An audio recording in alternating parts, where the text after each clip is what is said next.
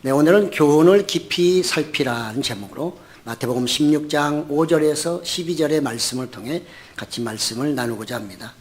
미국의 역대 대통령 중에 부인들 중에서 아주 국민의 존경을 많이 받는 한 사람이 있었으니 4대 대통령 메디슨의 부인 돌리 메디슨이었습니다. 한 번은 신문 기자들이 그에게 이렇게 질문했습니다. 많은 사람들의 사랑과 존경을 받는 비결이 무엇입니까? 라고 물어봤을 때 이 돌리 여인은 깜짝 놀랐습니다. 그는 진짜 솔직하게 그는 그렇게 된 줄을 몰랐다고 합니다. 그래서 그가 하는 말은 나는 내가 많은 존경을 받고 있다는 것은 생각조차 해보지 못했습니다. 사랑이나 존경을 받으려고 해본 일도 없습니다. 단지 어려서부터 성경의 교훈을 따라 살려고 노력한 것뿐입니다. 라고 대답했답니다. 저는 이 이야기를 보면서 특히 어려서부터 배운 성경 교훈을 따라 살려고 노력했다. 굉장히 쉬운 말 같지만 굉장히 어려운 말이라고 생각이 되어집니다. 제가 어릴 때 신앙생활과 지금의 신앙생활은 너무너무 차이가 많습니다. 우리나라도 마찬가지잖아요. 우리나라도 가짜뉴스 엄청나게 많잖아요. 그 뭐가 진짜인지 가짜인지 알 수가 없는 이 가짜 세상에 살고 있어요. 그래서 믿지 못하는 세상이 되어버렸죠. 그러니까 옛날에는 어려서 배운 성경 그대로 살면 전혀 문제가 없었어요. 그럼 지금은 그대로 살려고 하면 여기저기서 와가지고 별의별 얘기를 다 합니다.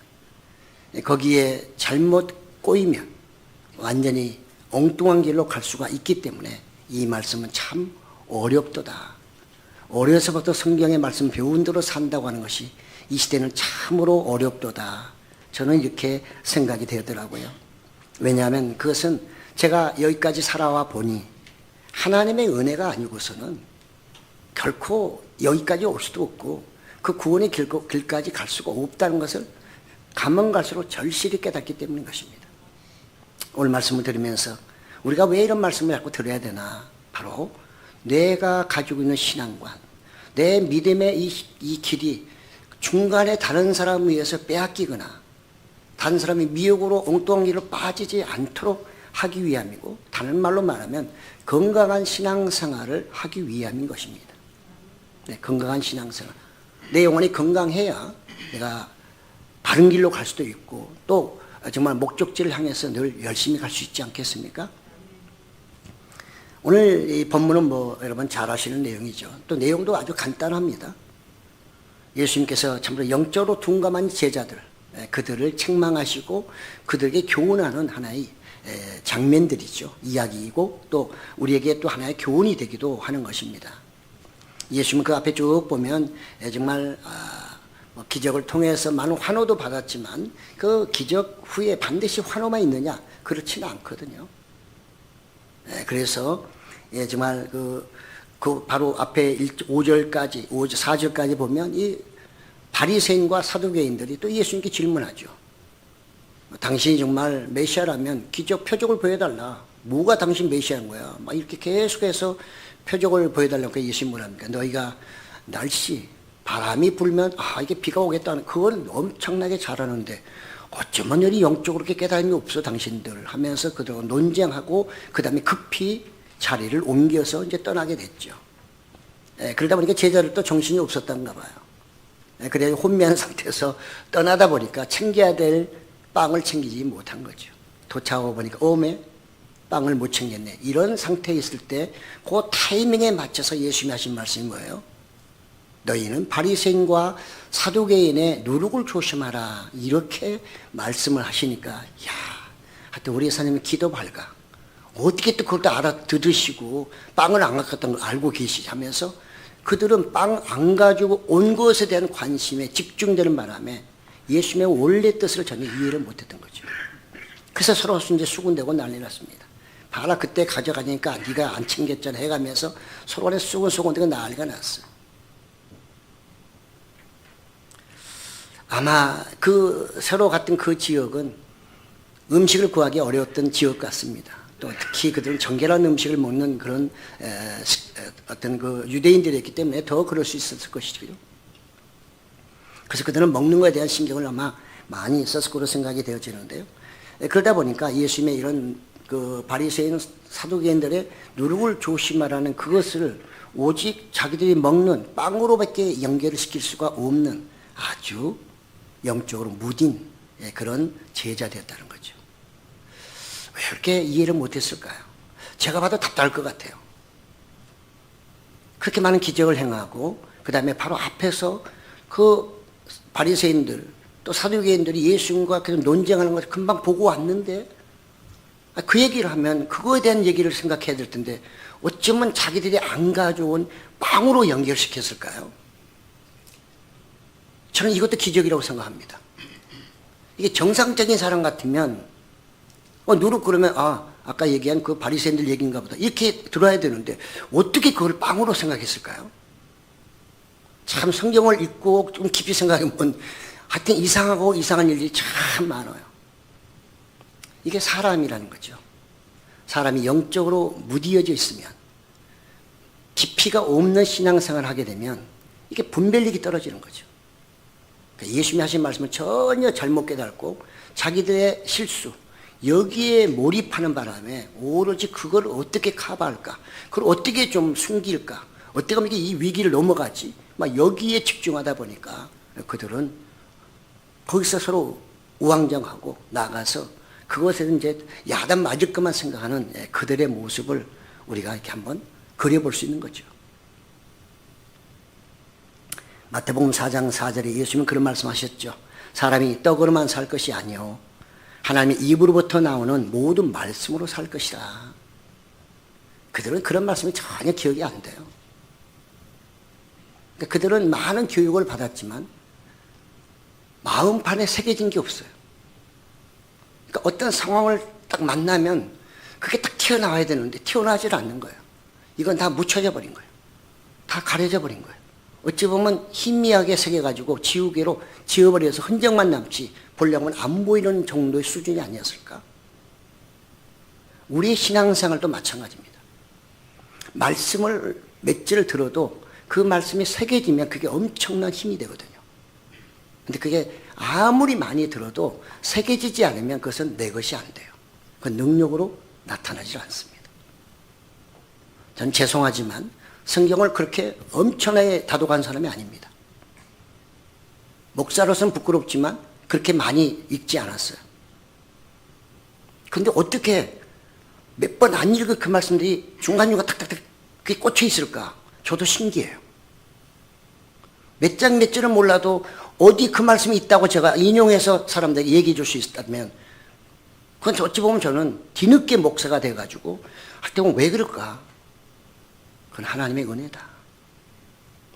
저에게 성령으로 하나님께서 다시 거듭나게 하셔 성령으로 성장시켜 주시면서 그때보다 마음판에 새겨 주셨기 때문에 한번 딱 읽으면 그 글자가 정확하게 요절로 외우지는 못해도 그거에 대한 말씀의 의미는 제가 어디에 그런 말씀이 있다는 것을 그냥 기억이 되는 거예요. 신통방통하게. 그래서 설교 준비할 때도 그런 영감을 가지고 그 검색하면 그만 나오니까 그래서 설교를 준비하는 거거든요. 하나님의 은혜라는 거죠. 그러니까 한마디로 말하면 제자들은 아직까지 하나님의 충만한 은혜가 임하지 않았다. 이렇게 평가할 수 있는 거죠. 옆에 같이 다녔다고 해서 은혜가 늘 충만하진 않다는 얘기입니다. 깨달음이 없기 때문에. 그래서 예수님이 얼마나 답답하면 믿음이 작은 자들아 이렇게 책망하시잖아요. 믿음이 작은 자들아. 어떻게 너희는 내가 말하면 늘 그걸 육적으로만 해석하려고 하고 너희 생각대로 그냥 다 해석해버리고 내가 말하는 취지 내가 왜 그런 얘기하는지 그거에 대해 너는 관심이 없고 그냥 니네 일방적으로 생각해가지고 니네가 해석하고 니네가 그냥 마음대로 결정해버리냐 이 말이죠. 그러니까 믿음이 작은 자들이죠. 누구를 믿어야 믿음이 좋은 거예요? 예수님의 말씀 하나님의 말씀을 믿어야 믿음이 좋은 건데 자기 말만 믿는 그건 믿음이 없는 거죠. 그러니까 믿음이 작은 자가 될 수밖에 없는 거죠. 예수님은 지금 이 제자들의 그런 안타까움, 영적으로도 여전히 어린아이 수준밖에 안 되는 그걸 볼 때 도대체 이들이 앞으로 어떻게 교회를 이끌어갈 것인가 하는 그런 안타까움, 염려도 있었겠죠. 어찌 보면 이 제자들은 예수님의 정체성에 대해서 아직도 정리가 안 됐다는 거죠.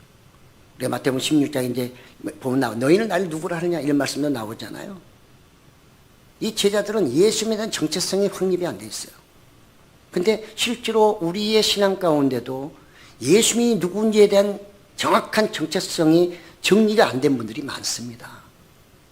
이거 정리 안 되면 안 돼요. 하나님이 누구신지, 예수님이 누구신지, 성령님이 누구신지에 대한 정확한 정체성과 정의가 내 안에 완전히 그것이 뿌리를 내려야 되거든요. 그래야 흔들리지 않는 거예요. 근데 그 뿌리가 안 내려 있으면 이게 하나님인가? 또 이거 성령이 하신 건가? 늘 오락가락 하는 거예요. 오락가락. 믿음이 늘 오락가락 흔들리니까 뿌리를 내릴 수가 없는 거예요. 그래서 비바람에 넘어지고 비가 많이 오면 뽑혀버리고 그게 뭐라고 그래요? 우리말로는 온갖 시험에 다 드는 거죠. 온갖 시험에. 제자들이 그런 겁니다. 제자들은 예수님의 정체성을 잊어버렸어요. 바로 앞에서 5병의 기적, 7병이. 그래서 예수님이 뭐라는 거예요? 이 답답한 제자들아, 너희들이요. 그래, 빵 가지고 걱정할 일이고 내가 지금 빵 가지고 너희한테 얘기하는 거냐? 그거 안 가져왔다고 내가 너희를 책망하는 거냐? 왜 이렇게 어리석으냐? 설사 너희가 그걸 안 가져왔다고 치자. 그러면 너희가 내가 누군 줄 알았으면 주님 죄송합니다. 깜빡했네. 아까 그냥 워낙 그냥 논쟁이 심하다 보니까 이 빵을 못 챙겨왔는데 어떻게 하죠? 주님이 좀 먹여주세요. 라고 얘기하면 될 거 아니냐. 아니 5,000명로 더 대단한 사람 먹여줬는데 5병이요 7병이요 기적도 일으키신 예수님이잖아요. 그래서 예수님이 뭐란가요? 답답해서 그 얘기 또 하는 거예요. 너희가 5병의 기적도 기억하지 못하느냐. 그게 뭐 옛날 얘기냐. 7병의 예언은 또 어떻고. 왜 그걸 기억을 못하고 그 먹을 거 빵 때문에 너희가 지금 고민하고 내가 빵 얘기하는 걸로 그렇게 착각할 수 있느냐. 어떻게 해도 그렇게 착각할 수 있냐. 해도 너무하는 거 아니야. 뭐 오늘날 우리식으로 말하면 그런 얘기 같습니다. 그래서 예수님은 이 5병의 기적, 7병의 기적을 다시 한번 그들에게 또 이렇게 상기시키면서 바리새인과 사두개인들의 누룩을 조심하라 이렇게 말씀하고 있어요. 누룩은 뭐 두 가지로 다 씁니다. 좋은 때도 쓰고 나쁜 때도 쓰지만 일반적으로 누룩하면 좀 부정적인 개념이 많죠. 누룩은 어딘가 들어가면 아주 미세한 양이지만 거기에 들어가 버리면 그걸 전부 다 부패시켜 버리잖아요. 그래서 크게 만들어서 그걸 유익하기도 하고 또는 완전히 썩어버리기도 하고 어디에 쓰느냐에 따라 다양하긴 하지만요. 그러니까 이 누룩이라고 하는 것은 바리새인, 서기관, 사두개인들의 누룩이라고 하는 것은 사람의 마음 속에 들어가서 악영향을 끼치는 그 교훈을 지금 예수님이 말씀하고 저들의 이런 말, 행동 이걸 잘 보면서 분별해서 살펴서 거기에 따라가면 안 된다 이 얘기를 예수님이 하셨는데 그들은 육적인 먹을 빵만을 얘기하니 너무너무 예수님과 제자간은 간격이 너무 크다. 늘 동고동락에도 늘 예수님과 제자들 간에는 여러분 예수님의 제자들이 성령을 받기 전까지는요 항상 보면 그 사이에 간격이 있어요. 간격이 있어요. 그래서 그들은 솔직하게 얘기 안 해요. 다 숨기고 얘기해요. 다 얘기 안 합니다. 친한 아버지와 아들 관계라면 친한 부모와 자녀가 다 얘기하잖아요. 다 오픈할 게 뭐가, 오픈 못할 게 뭐가 있어요. 그런데 예수님하고 제자들은 그렇게 친하지가 않은가 봐요. 동고동락해도 늘 적당히 숨기고 속이고 지네끼리 가면 막 뭐라 하고 앞에서는 아닌 척하고 이런 것이 바로 예수님과 제자들의 사이였다는 거예요. 언제까지? 성령이 그들에게 임하셔서 성령 안에서 하나가 되기 전까지는 그랬다는 거죠. 대체 그 당시에 바리새인, 사두개인들의 교리가 무엇이었길래 예수님은 정말 삼가 조심하라고까지 말씀하셨을까요? 성경에는 나와 있지 않지만 그냥 제가 다른 자료를 통해서 대충 정리하면 그렇습니다. 바리새인, 얘는 분리된 자라는 뜻입니다. 그들은 정치나 이런 데서 그래서 정말 우리가 이제 신앙인으로서 우린 거룩하게 살아야 되겠다. 거룩파, 분리파 이렇게 얘기를 하죠. 모세오경에 기록된 것 중에 특히 레위적 이 정결법 그것을 아주 엄수하는 사람들입니다. 그러니까 얼마나 깨끗한 사람들이에요. 그러니까 거룩하죠.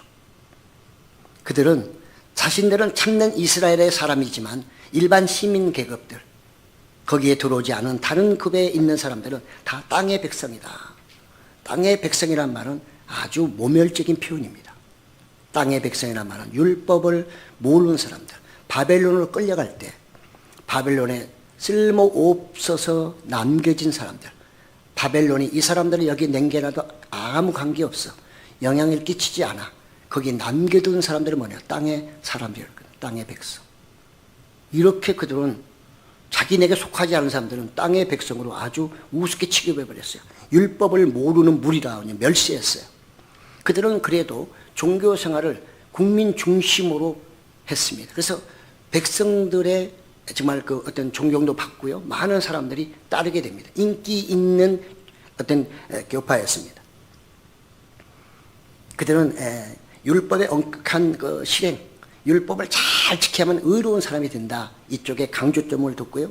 그래서 형식적인 순결을 강조했습니다. 이것이 시간이 지나면서 점점 외식주의로 빠져버리게 된 거죠. 그래서 예수님이 뭐라고 그래요? 이 외식자들아, 바리새인을 향해서 이 외식하는 자들아, 이런 표현을 쓰잖아요. 그래서 마태복음 23장 13절부터 쭉 나오는데 한 절만 적용해 보면 화 있을진저, 이렇게 바리새인들에 향하여 화 있을진저, 외식하는 서기관들과 바리새인들이여, 너희는 천국 문을 사람들 앞에서 닫아버려. 천국 문을 닫아버려요. 사람들 앞에서 못 들어가게. 그리고 자기네도 안 들어가고 들어가려고 하는 사람도 못 들어가게 막아버린 게 누구냐? 그게 바리새인이라는 거예요. 그러니까 제자들에게 너희 저런 바리새인들, 저들이 가르치는 거 저거 조심해야 된다. 거기에 적당히 말려 들어가면 너희도 엉뚱한 사람 되고 만다. 지금 예수님은 그 얘기를 하고 싶은 건데 이 사람들, 제자들은 빵 얘기나 하고 있으니 답답한 일이죠.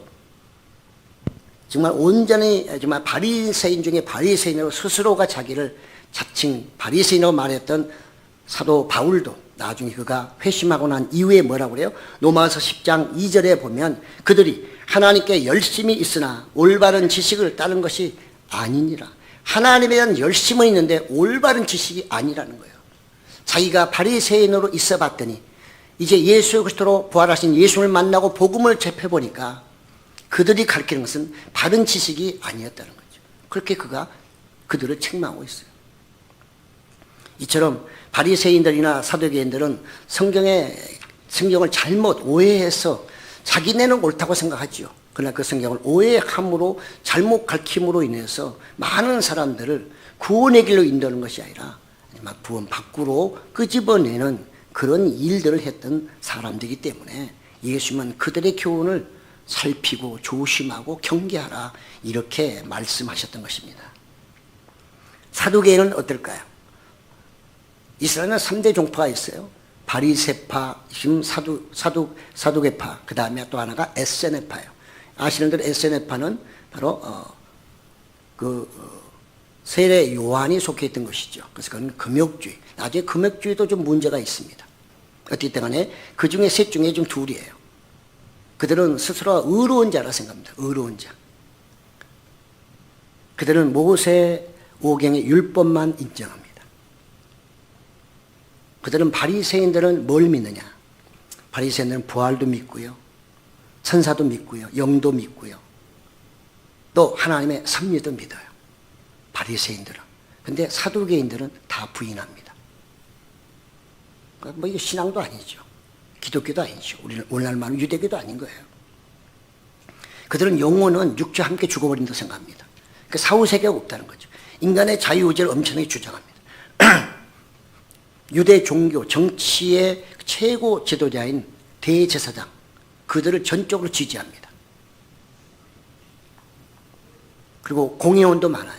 우리나라 같은 국회의원이었죠. 공회원 72명이 있었는데, 사내리는 멤버. 그 멤버 중에 이 사두개파들이 많아요. 지식이 많다는 거죠.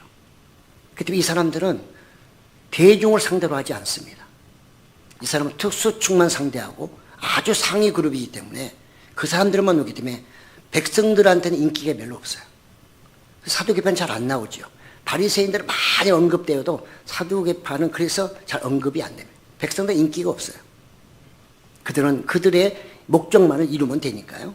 네, 그래서 굉장히 신앙적이나 사상점에서는 얼핏 생각하면 보수적인 것 같은데 사실은 굉장히 합리적이고 나가서 현세적이에요. 그러니까 세속주의라 그 말이죠. 실제로 이 바리새파는 기원전 2세기부터 출발해가지고 예루살렘 성전이 무너지면서부터 서서히 세력이 약화돼서 별로 힘을 못 쓰게 되죠.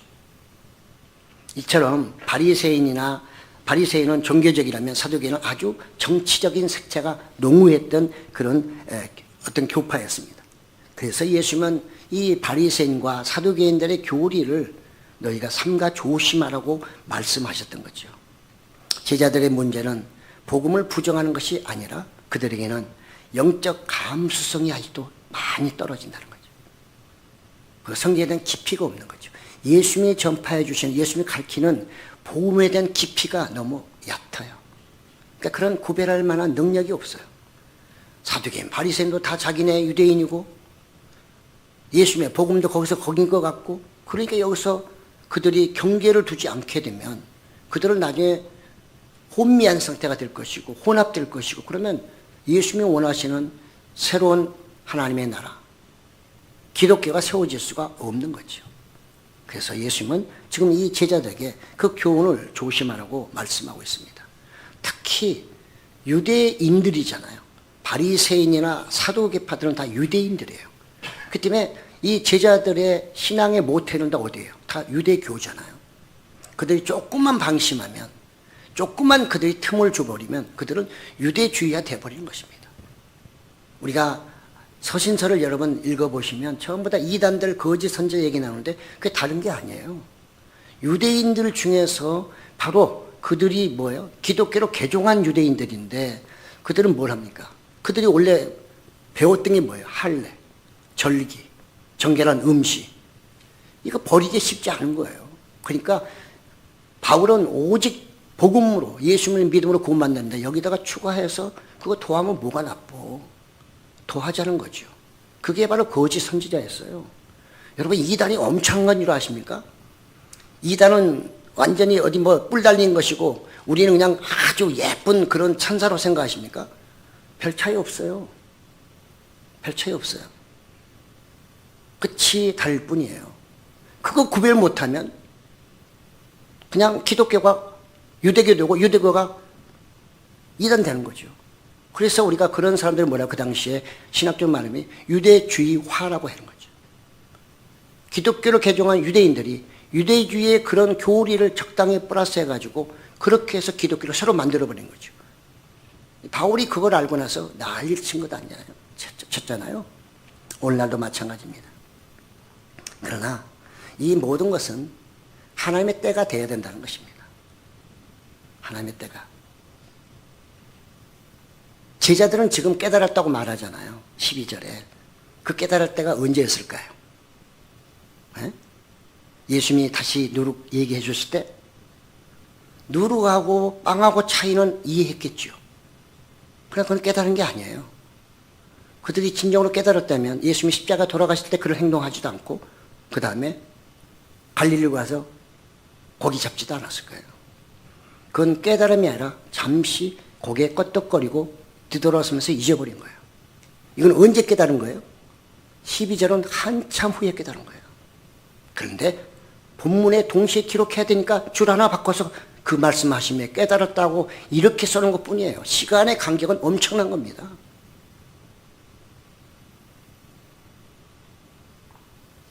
예수님은 나중에 부활하신 후에 승천하시기 전에 제자들에게 말씀하시죠.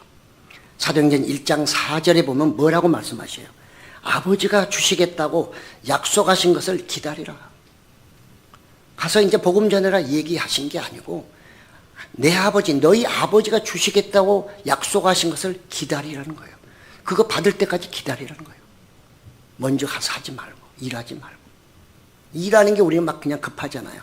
주님은 그게 아니고 하나님의 약속부터 받으라는 거예요. 그 약속이 뭐예요? 그게 성령 강림이잖아요. 12절은 성령이 강림한 이후에서 진짜 깨달은 거예요. 그때 예수님의 누룩을 조심하는 그 누룩이 무엇이었고 우리가 가야 될 길이 무엇이고 우리가 지켜야 될 교리가 무엇인가 하는 것을 성령이 임하신 그때서야 깨닫고 그들이 어떻게 해요? 그때부터 지휘자가 되는 거죠. 그래서 복음을 그때부터 전하겠어요. 뭘 전해요? 그 유대인들, 자기 동료들, 그런 사람 뭐예요? 이제는 우리가 당신들이 알고는 잘못된 거야. 바로 예수 그리스도 복음을 믿어야 돼, 구원받아. 이 얘기를 강력하게 주장할 수 있었던 것입니다. 그들은 그 당시에는 깨달은 것 같아도 그건 깨달은 게 아니에요. 이렇게 그들은 정말 성령의 임하심으로 그 다음에 기도하며 말씀을 가지고 들은 말씀을 가지고 와서 전파하면서 그래서 진정한 기독교를 세우기 시작했고 그것이 초대교회의 역사가 나타나게 된 것입니다. 그렇습니다. 깨달음이라고 하는 것 대단히 중요합니다. 깨달지 못하면 성장이 없습니다. 변화는 당연히 없죠. 그러므로 저나 여러분도 오늘 말씀을 통해 저도 이 말씀 듣고 저도 전하지만 여러분 듣고 계시죠. 저도 하나님 말씀 준비할 때 이 말씀을 듣고 준비하는 겁니다. 제가 쓰지만 하나님 저에게 또 이렇게 말씀하시는 거거든요. 너는 깨달았니? 그럼 여러분들은 진정으로 하나님의 말씀을 듣고 깨달으신가요? 그럼 반드시 뭐가 나타나야 돼요? 변화가 나타나야 돼요. 성숙해져야 돼요. 어제보다는 오늘도 성숙해져야 돼요. 아니 아이가 시간이 흐르면 할수록 밥을 먹으면 이유식도 하고 그 다음에 점점 뛰고 달리고 그 다음에 중학교, 고등학교, 대학교 청년 돼야 되지 않겠어요? 그게 깨달음이잖아요. 다 다르잖아요. 어릴 때는 벌거벗어도 아무렇지도 않아요. 왜? 깨달음이 없으니까. 그러나 어느 정도 나이가 먹으면 벌거벗은 것이 부끄러워요. 왜? 깨달았기 때문에. 성이 뭔 줄 알기 때문에. 그때부터 부끄러워서 옷을 입고 가리고 창피한 걸 알게 되잖아요. 우리 신앙생활, 오늘날 현대인들의 신앙생활의 가장 문제가 뭐냐? 듣기는 들어도 깨닫지 못한다는 거예요. 깨닫는다고 얘기는 하지만 실제로는 깨닫는 게 없어요. 마치 아이들을 잘못해가지고 세워놓고 야단치면 너 이게 잘못했지? 알았어. 알았다니까. 안 하면 되잖아. 그리고 돌아서면 또 어떻게 해요? 똑같이 해요. 그게 깨달은 건가요? 반항하는 거지. 깨닫긴 뭘 깨달아요? 자기 주장 무조건 앞세우는 거지. 그건 깨달은 게 아닙니다. 깨달았다는 말은 성경적인 깨달음은 그분 앞에 내가 무릎을 꿇는 거거든요. 아, 정말 내가 잘못했기 때문에 이제는 이거 해서는 안 되겠구나. 그런 결단하는 게 깨달은 것이지 고개만 껐덕거리고 대답만 하고 여전히 똑같이 행동한다면 깨달은 게 아니죠. 회개가 무엇입니까? 돌아서는 겁니다. 깨달음이 없는 회개는 있을 수가 없어요. 그래서 깨달음 회개와도 연결되고 회개는 회개 열매, 회개에 합당한 열매를 맺게 되어 있는 것이죠. 제자들은 뒤늦게 깨달은 거예요. 이런 뒤늦게 성령을 통해서 깨달았기 때문에 그나마 제자로서 그 사명을 잘 감당할 수 있었던 것입니다. 사랑하는 성도 여러분, 우리는 늘 성령 안에서 기도하고 말씀을 읽고 있어요.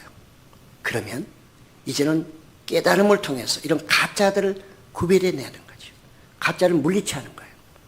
안 그러면 내가 오염되고 그 다음에 나중에는 엉뚱한 존재가 되고 마는 거예요. 아무리 깨끗한 것이라도 썩어버리면 어떻게 해요? 다른 존재가 되잖아요. 어떤 존재? 거기에 있어야 될 그 존재가 더럽고 썩었기 때문에 버림을 당하잖아요. 쓰레기장에 가야죠. 저는 이런 말씀을 생각하면서 오늘날 유혹이 뭘까? 우리 교회가, 우리 성도들이 쉽게 당하는 유혹이 뭘까? 예를 들면 하나님의 이름만 대면 무조건 껌뻑한다는 거죠. 하나님의 이름을 빙자하여 접근하는 많은 교훈들이 있어요. 다 하나님의 이름으로 합니다. 예수님 뭐라는 거예요? 살펴보라는 거예요. 삼가 살펴보라는 거예요. 사두개인 바리새인들은 하나님의 말씀하지 않나요? 다 그들도 하나님의 말씀했어요. 근데 예수님은 그 교훈들을 삼가라고 말씀하고 있잖아요. 그런가 하면 예수님의 이름을 악용하여 우리의 영혼을 갈취하려는 무리들도 있어요. 다 예수님의 이름으로 옵니다. 그러나 그것이 진짜인지 가짜인지는 깊이 살펴봐야 하는 것이죠. 그런가 하면 성령의 이름을 운운하며 성령을 운운하며 우리를 어둠으로 이끌어가는 그런 교활한 사람들도 있어요. 네. 화목이라는 가면으로 우리를 완전히 우리의 영혼을 혼탁하게 만들어버린 거죠. 화목이 나쁜 건 아니죠. 굉장히 좋은 것입니다. 너희는 화목하라 화목하라. 그러나 그 화목의 그 진정한 의미가 무엇인가 하는 것이죠. 접근하는 그 사람이 진실된 화목을 가지고 오는 건지 그것을 빙자하여 뭔가 자기의 유익을 취한다고 하면 그것은 이미 가짜인 것입니다. 사랑하는 성도 여러분, 오늘 이 시대는 참 조심할 게 많습니다. 가짜 조심 많이 해야 되고요. 용서는 해주되 속임을 당해서는 안 됩니다. 내가 용서는 해줄 수 있어요. 그건 하나님이 알아서 하실 거니까. 그러나 속임을 당해서는 안 돼요. 그러면 내가 엄청나게 고통스럽거든요. 그 잘못하다가는 그 속임 때문에 내 인생을 망가뜨릴 수가 있어요. 그렇기 때문에 예수님은 지금 바리새인 사두개인들 그들을 향해서 또 제자들 향해서 그들의 교훈을 삼가 조심하라, 경계하라, 깊이 살펴보라 이렇게 말씀하셨는데 제자들은 그 당시는 전혀 이해를 못했던 거죠. 오늘 말씀을 통해 두 가지를 정리하고 마칩니다. 첫째, 나의 삶의 기준은 무엇인지 늘 점검해 봐야 됩니다. 내 삶의 기준이 무엇인가? 우린 신앙인이에요. 그래도 세상 사람들이 뭐라고 해도 우리는 하나님의 자녀로 하나님의 특별한 부르심을 받아 성령으로 거듭난 사람들입니다. 그렇다면 우리의 늘 결정은 육적인 것보다는 영적으로 먼저 선택이 된다는 거죠. 먼저 영적으로 선택할 수 있는 그런 믿음의 사람이 되어야 된다는 거죠. 최소한도. 그 다음에 따라가고 안 따라가고는 둘째라 하더라도 최소 1차적으로는 영적인 데 먼저 선택할 수 있는 그런 우리의 믿음이 있어야 된다는 거죠. 최소한도 영적으로 내가 살아야 하나님의 은혜와 복도 받는다는 그 천국 간다는 그런 확신도 있어야 되는 것입니다. 그래야만 내가 영적인 삶을 추구할 수 있기 때문에 그런 것입니다. 우리가 영육의 혼합이 되게 되면 우리는 유혹을 많이 받을 수밖에 없고요. 그래서 나중에는 내가 누군지를 몰라요. 내가 누군지를 몰라요. 세상 유행가 중에 있잖아요. 내가 누군지 몰라는 것, 내가 어디로 가는지도 모른다는 그런 유행가도 많잖아요. 왜 내가 살면서 내가 간 길을 몰라야 되는 거죠? 그게 자랑스러운 건가요? 우리가 말하는 내 길을 날 모름으로 주님이 인도하소서 하는 것은 성령 안에서 그분과 연합되어 있기 때문에 그분의 바른 길을 인도함 받는다는 의미에서 주께 맡기고 내일 일은 난 몰라 그렇게 부르는 것이지 진정으로 몰라서 말하는 게 아니란 말이죠. 세상 사람과 전혀 다른 의미란 말이죠. 예수님은 말씀하십니다. 요한복음 3장 6절 7절에 육으로 난 것은 육이요 영으로 난 것은 영이니 내가 내게 거듭나야 하겠다 하는 말을 놀랍게 여기지 말라. 어떻게 거듭나요? 라고 말하는데 네가 영으로 나지 않았으니까 모르는 것이지 영으로 난 사람은 이게 무슨 말인지 금방 이해한다는 거예요. 성령이 함께하는 사람은 영적인 사람이지 육적인 사람이 아닙니다. 그러므로 영적인 사람이 육적으로 살게 되면 늘 꼬이는 것입니다. 인생도 꼬이고 영적으로도 꼬이고 모든 게 다 꼬여요. 주의 음성을 들어도 주의 음성인지 아닌지 혼돈이 오는 겁니다. 주의 음성을 듣고는 사단의 음성이라고 생각하고 사단의 음성을 듣고는 주의 음성으로 생각하는 이런 착각 속에 살아가게 된다면 얼마나 비참한 인생이 되고 말겠습니까? 성령이 역사하지 아니하면 내 중심의 신앙인이 되고 마는 것입니다. 두 번째로 깨달았으면 깊이 살펴야 합니다. 먼저 나의 믿음의 분량을 깊이 살펴봐야 합니다. 세상 사람들은 지피지기 백전백승이란 말하죠. 다른 사람을 알고 나를 알면 아닙니다. 우리 교회는 먼저 네 자신을 알라. 나를 먼저 알아야 돼요. 그래서 남을 판단하지 말아야 되고 남을 정죄하지도 말아야 되고 그렇죠. 나를 모르니까 나를 모르면 나는 완벽하고 다른 사람은 다 부족하고 전부 다 뭔가 정말 책망받을 그런 일만 한다고 생각하니까 다른 사람 막 욕하고 책망하는 거예요. 이거는 성경적이지 않습니다. 예수는 분명히 말씀하셨잖아요. 남을 판단 비판하지 말라. 그러면 너도 판단 비판받게 될 것이라고 했는데 예수님이 그런 말씀이 온데간데 없어요. 내가 하고 싶은 대로 막 해버려요. 그리고 깨닫지 못하면 그냥 그대로 가는 거죠. 그러면 그 죄는 계속 쌓이면 가면 갈수록 쌓이고 나중에 내 인격이 어떻게 돼요? 형편없는 인격자가 되어 있는 것입니다. 나도 모르는 사이에. 그러면 안 되겠죠. 우리는 남의 말만 듣고 투자하면 망합니다. 남의 교훈만 따라가면 사망이에요.